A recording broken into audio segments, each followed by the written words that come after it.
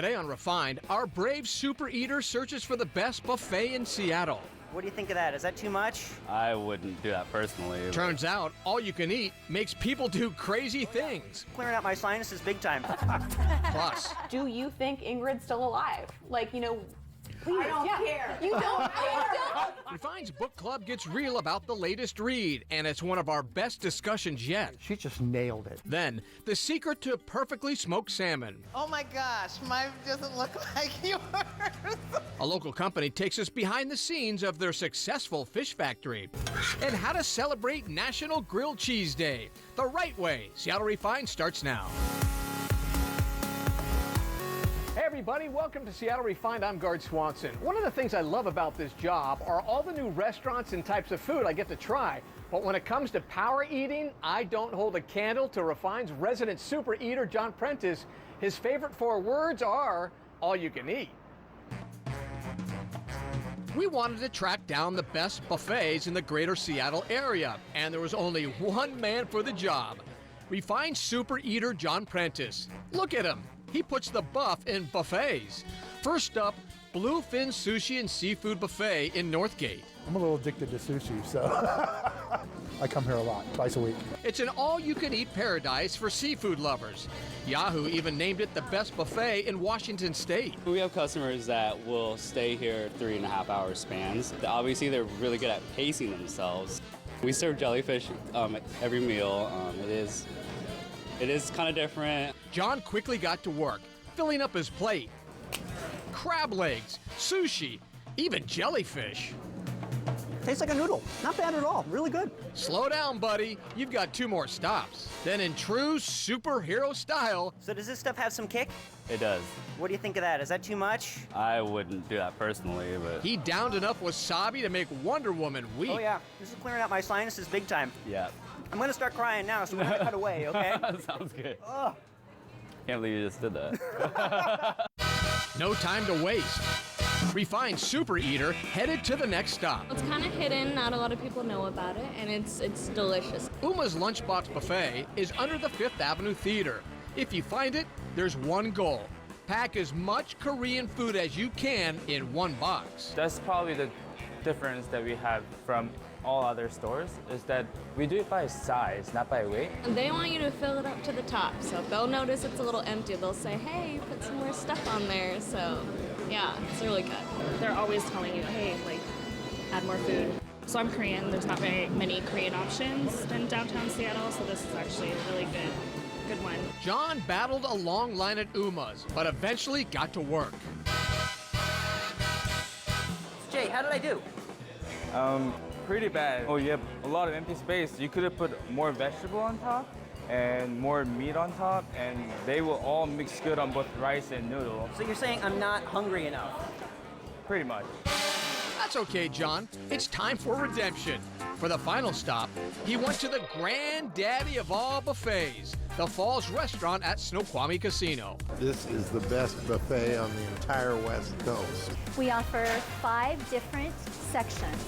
I think the dessert case really is the showstopper. It's right in front, and it's just the gateway to Mongolian grill, prime rib, to all the entrees, the Italian pasta kitchen. It just kind of sets the tone for the night. We politely ask guests to keep their dining experience to a 2-hour maximum, but I've seen people stay and eat for at least 6 hours. Start in the center and do a thorough walkthrough before they make choices, because there's so much.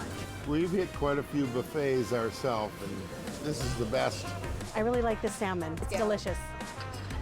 Hello, sir. Could I get a slice of ham, please? Overwhelmed but still hungry, John went to town on the Falls Buffet, and the place lived up to the hype. You know, sometimes less is more. In this case, more is more. And it's awesome. John Prentice, super eater. Do you have a mission for our super eater? Let us know where you want John to eat next. Drop us a line at hello@seattlerefined.com. In the mood for something sweet? Refine's got you covered. Our resident foodie, Chana, found the best churros in the greater Seattle area. These are not your average carnival bites. These churros come with top-notch dipping sauces and sides. To check out the list, head to SeattleRefined.com and search churros. Our Refined Reads Book Club just gets bigger and better, and we want you to be a part of it. Last month, Refined viewers were riveted to the mystery swimming lessons. We couldn't wait for everyone to finish so we could get together to talk about it. Here's our latest Refined Reads soiree. We found the perfect spot to gather at Room and Board in U Village.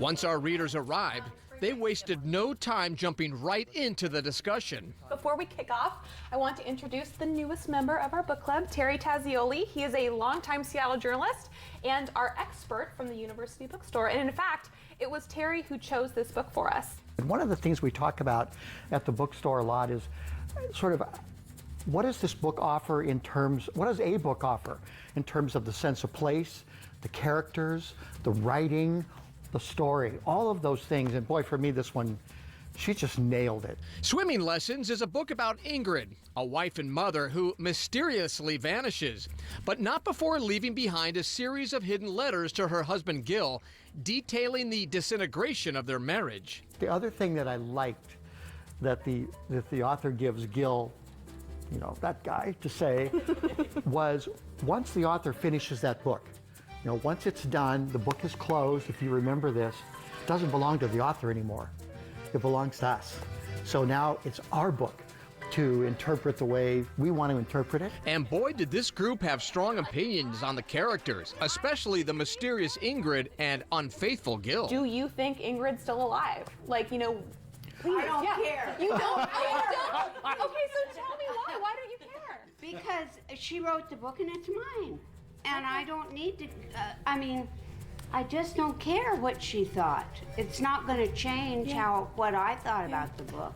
I hope she's not alive, because if she did, she abandoned those kids. Yeah. I feel like the first couple chapters, like, you think Gil's like maybe a little bit weird, but not that bad, and then you hit like about the halfway mark, and it's like every new page is a new horrible thing Gil's done. The author does a good job explaining that Gil is so charming, and that everybody that meets him falls under this spell. This is the kind of book where I respect the author because those were not necessarily likable characters. Yeah. And she had to make us like them, even though they had a lot of faults. Who do you guys think the protagonist of the book was? Oh my gosh. I wanted it to be Ingrid. I wanted to hear more about Ingrid, but it kept pulling to Gil. Fortunately, we were able to Skype in with author Claire Fuller, who answered some of our burning questions and shared her inside perspective on Gil, his daughter Flora, and first and foremost, Ingrid. I think she is the main character, the driving force behind the novel, but Flora's really important too. But the odd thing is, even though I tried to write Gil out of this story and I wanted it to be from these two women, he is somehow still this kind of central figure that they revolve around. It's just how it happened. I started going deep into feminism and all this stuff because, you have Gil, not the best human being, but then I found myself blaming Ingrid more. Like, not blaming, that sounds bad, not blaming Ingrid for like Gil's behavior, but being really upset with her for not standing up for herself, for not leaving, for saying the things she did about her kids, some of those letters about like not wanting her kids. I had to go back and see when she was in college, because I'm like, is this the 20s? When is this? Like, because, and it was the 80s. Don't we have girlfriends that we see do that, where they give everything up for a man and then there's no way to rescue him out of it? Do you think she wanted Gil to find the letters and her family? Yeah, I think she wanted Gil to. I do not think she wanted her kids to, because remember in that last letter she says, burn these, I never want the girls to find them. Did he see all the letters? We don't know. That is the question. Did we see all the letters? Did you think so? Yeah, I thought so. Good question. Was this a love story? Terrible one. Well, if you mean romantic love. A tragedy. Romantic love. It's a tragedy. It's a tragedy. It's a family tragedy in every sense of the word. We can't wait to dive into our June Refined Reads pick, Anything is Possible, by Pulitzer Prize-winning author Elizabeth Strout. The New York Times bestseller tells the story of a small town and its residents coping with love and loss. Buzz on this one, it's amazing. So head down to our partners at University Bookstore and grab your copy. Coming up on Seattle Refined. This is a top secret location. We can't let everybody know where we're at. A top Seattle photographer shares the best spots in the city for stellar snapshots. But first, it doesn't get much better than a salmon feast in the summer. A local company shows us how to get it right. We'll be right back.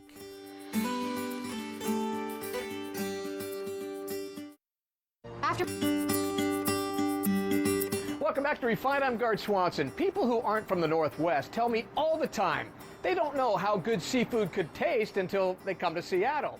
It's true. We have some of the best seafood around. Our partners at Washington Grown visited a local company doing its part to share the flavor to the rest of the world. Sea Bear has been smoking salmon in Anacortes for about 60 years. We caught up with President Mike Mondello to show us around and talk about his business. What was the inspiration for your business? So it started in 1957 with a gentleman named Tom Savage, and he was a local fisherman who just decided one day he was going to start smoking salmon and started selling smoked salmon to the taverns in the area. And they loved it, and it sold well. They said to him, can you make it last longer? And that's where he came up with the pouch that we use in our packaging that makes the product shelf stable. What makes Washington State so special for you to do your business? Well, Washington State's the heart of salmon country. If you're going to have a great salmon company, it's got to be here. And it starts with excellent salmon. You can't make great food without great raw materials. But then from there, it's pure, natural, wild ingredients. It's handcrafted. So it's an artisan smokehouse, and that's what separates us from many of the other kind of smoked salmon you can buy. Are you ready to take me on the process? Sure, let's go see it. All right, we let's might do even it. have you fillet some fish. Oh, I'd love to. So this is where it all starts. Uh-huh. The hand filleting of the fish. There are machines that could do this for us, but we don't think that's the right way to make an artisan product. So they're individually hand filleting. It's a multi-step process, and this is a real talent. I'm like, oh, I feel like I'm just gnawing the fish. I got that part. Oh my gosh, mine doesn't look like yours. There's a lot of fish left on that. We'll get out of the way so Mike's team can finish filleting and curing the salmon to get it ready for the smoker. Oh, that's beautiful. It's been hand filleted, it's been cured, and now it's in the smoker. And as soon as we close this up, we're going to start the smoke. Okay. And this will smoke for 6 to 8 hours. What they're doing here is they're making our smoked salmon in the Gold Seal pouch. This pouch is like a flexible can. Mm-hmm. So is that why you don't have to refrigerate smoked salmon then? This kind of smoked salmon, that's right. Okay. And all these pouches will go into the big pressure cooker, and they'll be cooked in their own juices. And then that product will be beautiful Northwest-style smoked salmon that'll be shelf-stable, no refrigeration required, for several years. This is the final product, and so that's what's in the cases. And when we get orders from wholesale customers, we pick and ship. Okay. So, Mike, after all of that, what are we tasting here? So this is the wild Alaskan sockeye smoked in traditional Northwest style that we saw being made. Oh, all right. Let's give it a shot. A little try.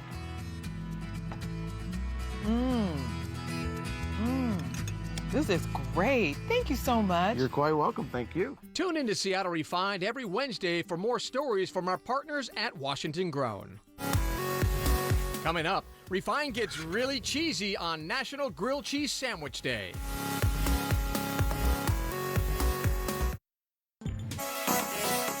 Welcome back to Refined. Let's be honest, most people will use any excuse to stuff their faces with cheese.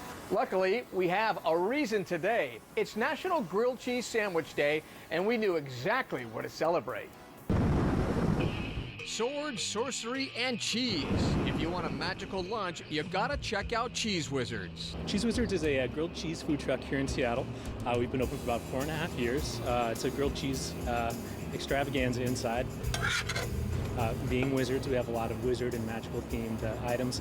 All of our sandwiches are named after goofy wizards. I got the Goblin King sandwich. Our most popular is called the Goblin King, and it's a slightly spicy chicken sandwich with roasted red peppers. It's kind of tangier cheeses, a bit of cream cheese, and then Emmentaler Swiss. What is it? The Voldemortadella. The Voldemortadella is a New Orleans-inspired muffaletta sandwich with a lot of ham, olive spread, and then a provolone cheese.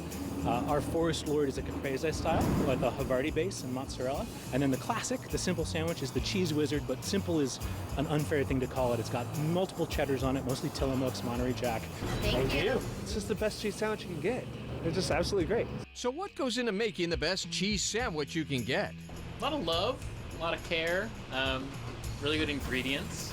Clarified butter. Clarified butter. Oh, and don't forget the sauce. These magical potions, from Merlin's magic mustard honey to the sriracha-infused Wizard's Fire, will elevate your sandwich to a whole new supernatural plane.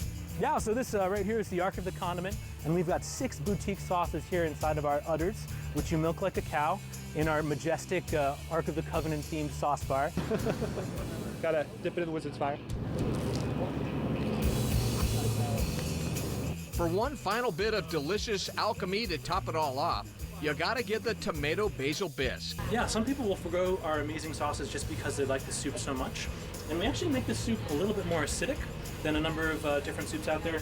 A lot of people will add sugar or more cream. We don't do that because we want to have it contrast well with the really rich cheese in the sandwich.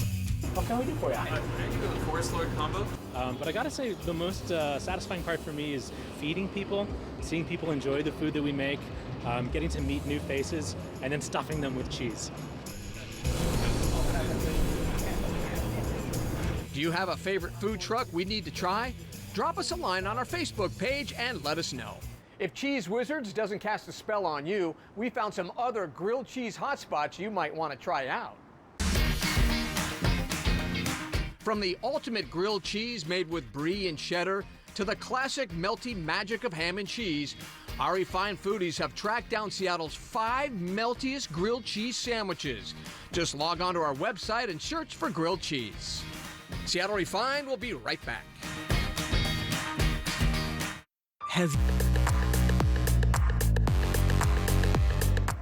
It's that time of year where Seattle really starts to show off. The sky clears, making way for picture-perfect moments of the Seattle landscape. And thanks to one of the top photographers in Seattle, Refined got the inside track on the best photo spots in the city. Atmosphere is nice and clear. We're going to have some good picture taking today, folks. Photographer Tim Durkin is the man when it comes to Seattle snapshots. Tell me this isn't the most beautiful city in the world.